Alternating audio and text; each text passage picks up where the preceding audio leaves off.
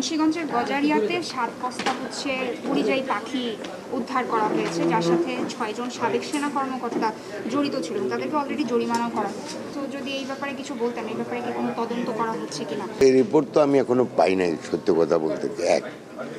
আর পাখি যদি কেউ মানে ডোমেস্টিকেটেড যেগুলি করা যায়, যেগুলি পাখি পালতে চায়, সেটা তো পারমিশন চাইলেই মিনিস্ট্রি দিবে। তো এখন এগুলি কোথায় পাইছে এখনো এই রিপোর্ট আমার কাছে আসে নাই, আমি জানি না এখন। রিপোর্টটা পাওয়ার পরে আসলে পদক্ষেপ পরবর্তী কি হতে পারে? আমাদের তো নতুন একটা আইন করা হয়েছে, যেখানে বন্য প্রাণী, পোষা পাখি বা এমনি পাখি এগুলিকে প্রোটেকশন দেওয়ার একটা আইন বানানো হয়েছে মাত্র। তো আইন অনুযায়ী ব্যবস্থা নেওয়া হবে। আরেকটা প্রশ্ন ছিল যে আমরা দেখছি যে গত 3 মাস যাবত আসলে বায়ু দূষণে ঢাকা বরাবরই শীর্ষে থাকছে। এটা নিয়ে বিশেষ কোনো পরিকল্পনা আছে?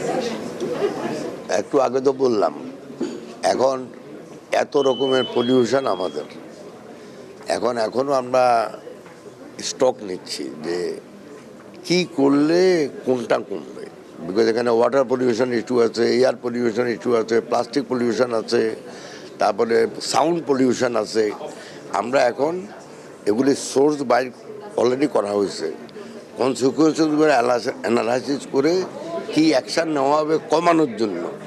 প্রত্যেক 3 মাসে আমরা চাই একটু হইলেও একটা কমুক। তো এই মুহূর্তে আমরাও তো নতুন, তো একটু টাইম লাগবে এগুলো ঠিক করতে।